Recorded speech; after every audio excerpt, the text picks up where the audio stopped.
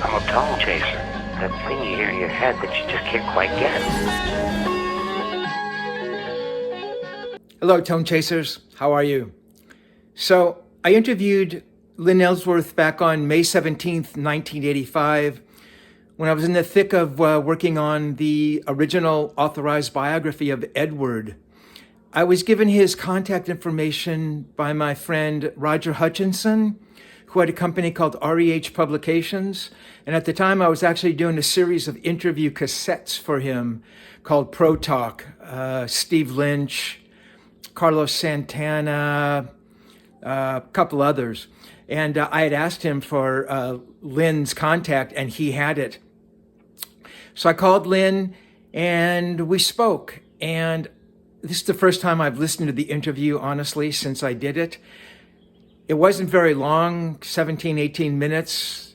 Now I certainly wish I'd spoken to him longer. I think the thing that was so remarkable about Lynn is that he didn't maybe appreciate what a true wizard he was. I mean, he was building guitars for The Who. And, you know, I just don't think he realized how much he brought to the whole world of rock and roll and what would become custom guitars and Edward's pursuit as a tone chaser. Anyway, I think it's a very cool little interview, and I hope you dig it. Wish I had spoken to him longer, okay?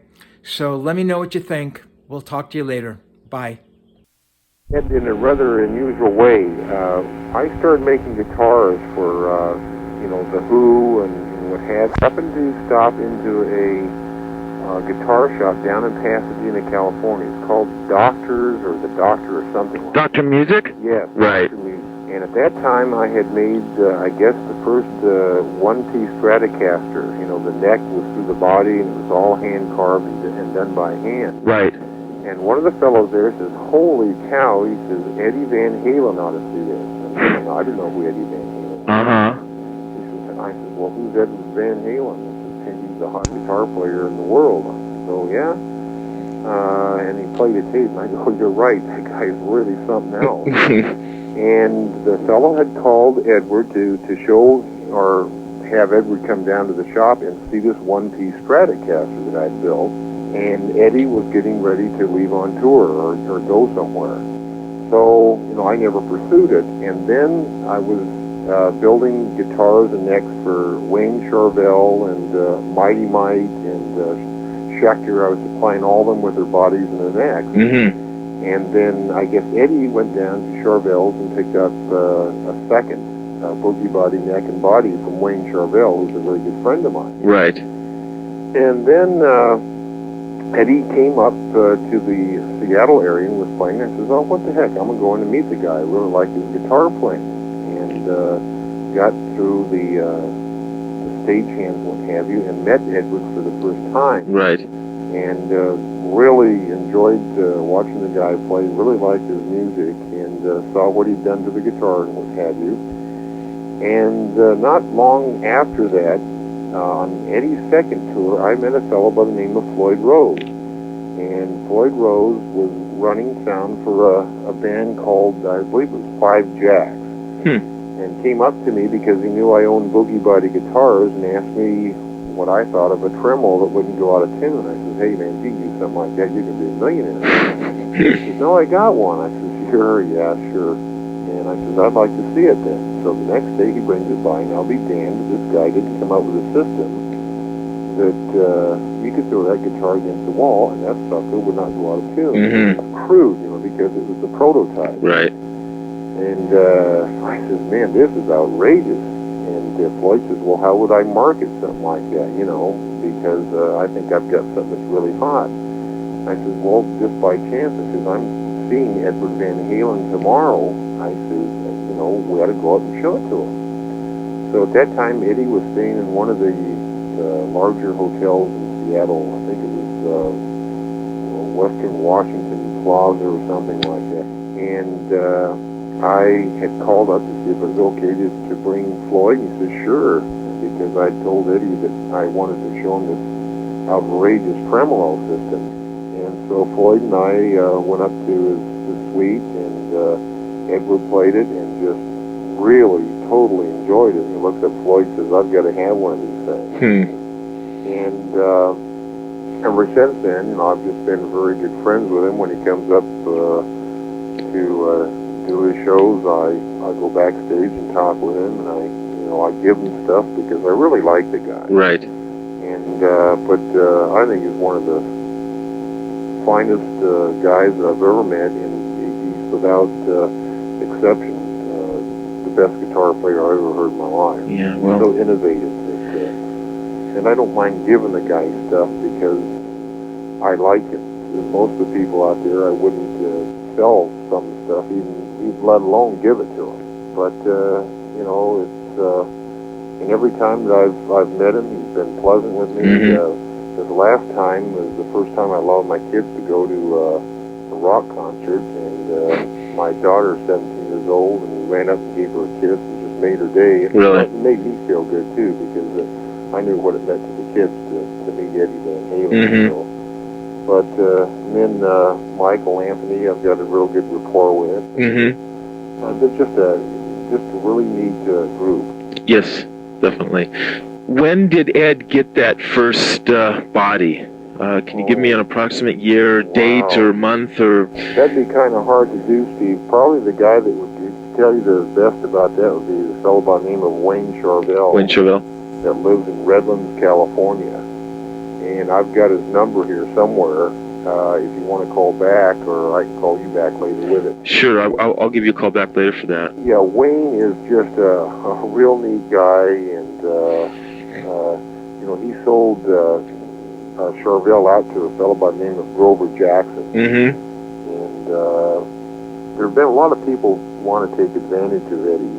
I've never asked him to endorse anything, nor would I ever, because I don't like to take advantage of a friendship, let's say. And I guess he had some problems with Grover Jackson. Yeah. And that was some Van Halen models that Eddie did not endorse or give his permission to do. Right. But Wayne Charvel was the first guy that Eddie had dealings with that sold him Boogie Body guitar and neck, and they were seconds. They were seconds?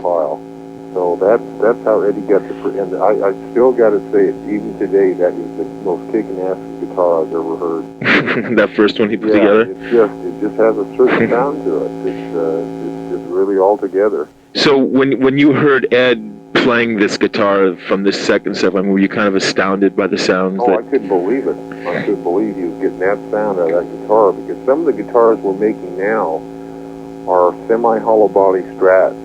And they're hollow, and we put solid ebony necks on them and make them thick, and they just kick like you wouldn't believe.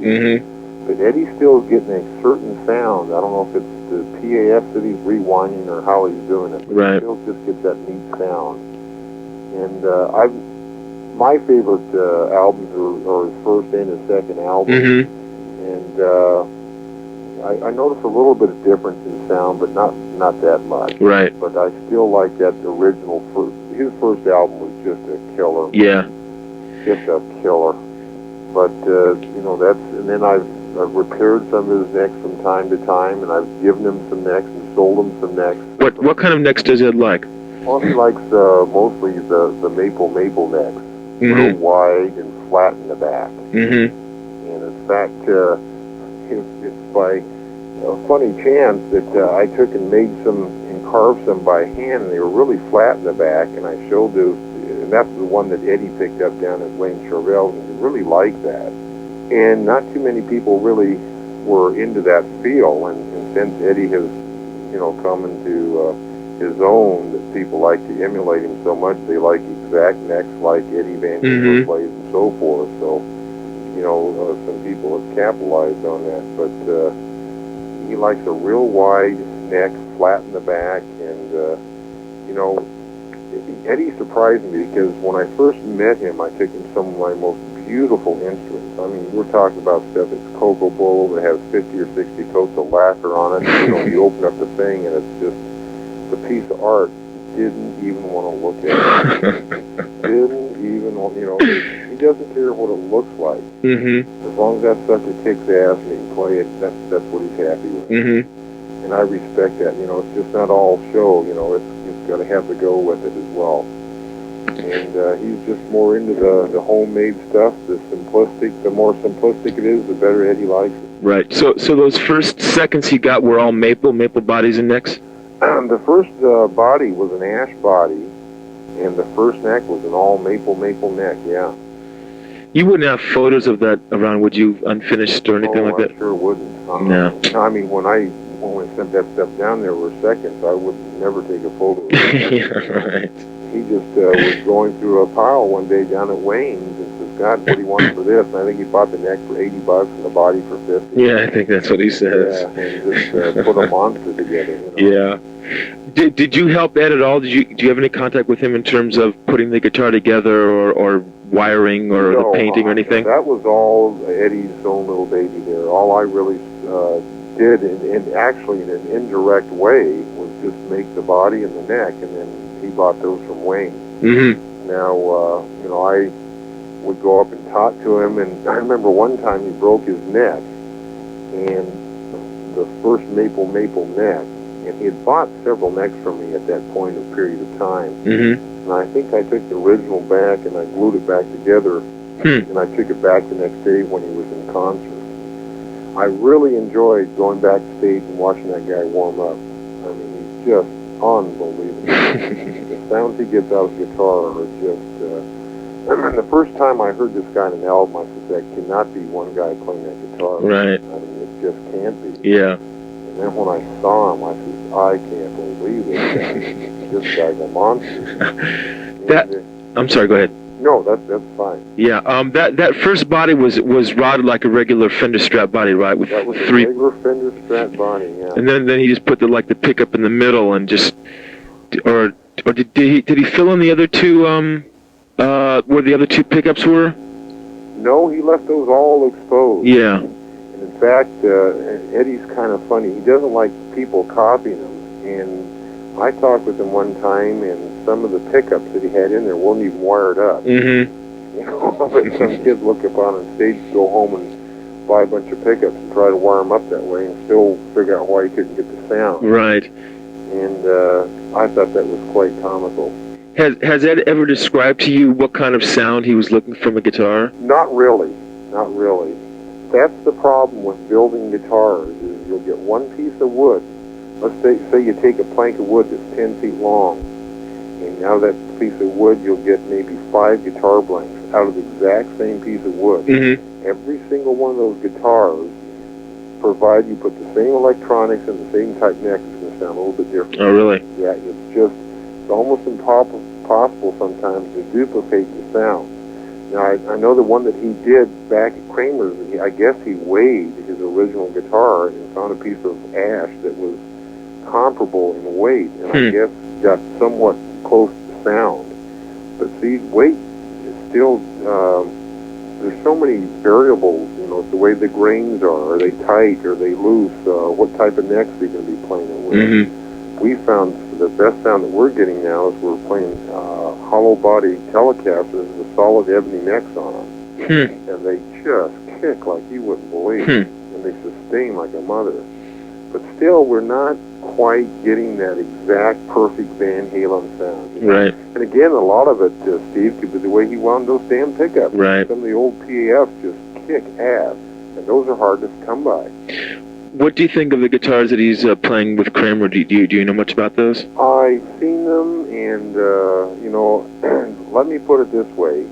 Eddie is such an artist that he could play a piece of shit and make it sound good. That's true. And I know that he's doing some endorsements for Kramer, and apparently he's comfortable doing that, or I'm sure he wouldn't be doing it. Mm-hmm. But it's just like any other company, you know. I've seen guys like Eric Clapton and Jeff Beck and everything handed the guitar backstage, and all of a sudden these cameras go off, and the next issue of a certain magazine you say, look who's playing our guitar. Well, you know, all that is hype. And if Eddie comes out and says it's the best commercially made guitar, I'm sure he really believes it, or he wouldn't be saying it.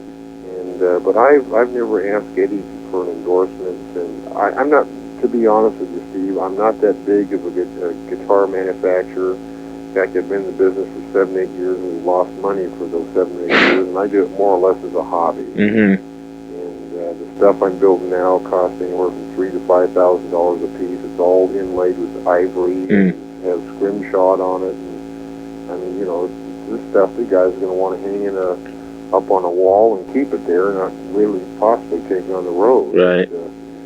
But you know, I just have a hell of a lot of respect for Eddie Van Halen. Right. Well, that's great. You wouldn't by chance have any pictures of you and Edward? No. No. What had happened, and this probably would be relayed, he allowed me to take some pictures of him backstage. Someone had taken the camera when we went out front to actually view the show, and opened up the back of the camera to compose all the film. I had some very good pictures of both Eddie and I, and then when I rushed home and was so excited that I had pictures of me and Eddie, and then took them to the darn developing thing and said, hey, someone opened up the back of your camera and something that came out. So, yeah, I'm sure he wouldn't object if I, you know, had my kids take a picture with him or something, but I've never asked him. I don't really want to use Eddie in that. I actually meant more for, you know, for the book, actually. No, I don't have any of Edward myself at all. Yeah. Okay. Well, listen, then I appreciate you Hey, that's okay, Steve. calling back. I can be of help, and, you know, you may want to contact Floyd Rose. He's got some good stories of that he could relate to you, of how, you know, he'd go to Eddie and ask for what would you like in a tremolo system and so forth. Right. Yeah, I will do that. And if you happen to come across Wayne Charvel's number, maybe sure. I could give you... I know I've got... In fact, he just called here yesterday to order some stuff, and they wrote down the numbers. So if you want to give me a call, maybe tomorrow afternoon, I'll be more than happy to give it to you, Steve. That'd be terrific. Okay, guys. Thank you very much, Good Lynn. luck. I think you're doing a hell of a job. Thank you very much. Okay, buddy. Bye. Bye. Hey, Tone Chasers, how are you? Look, guys, I hope you dug the interview. Listen, I know a lot of you have written and left comments, and you have dug the interview. If you'd like to show your appreciation, I would really love a review up on Amazon. Just go to Amazon. You can type in Tone Chaser. You'll find my page. If you didn't buy the book on Amazon, it's cool. You can still leave a review. So that's about it, guys. I will talk to you later. Volume 3 is here, T3. So I hope you guys have your copies. And if not, you can go check it out on my webpage, tonechaserbook.com. See you, everybody. Thank you. V for Van Halen.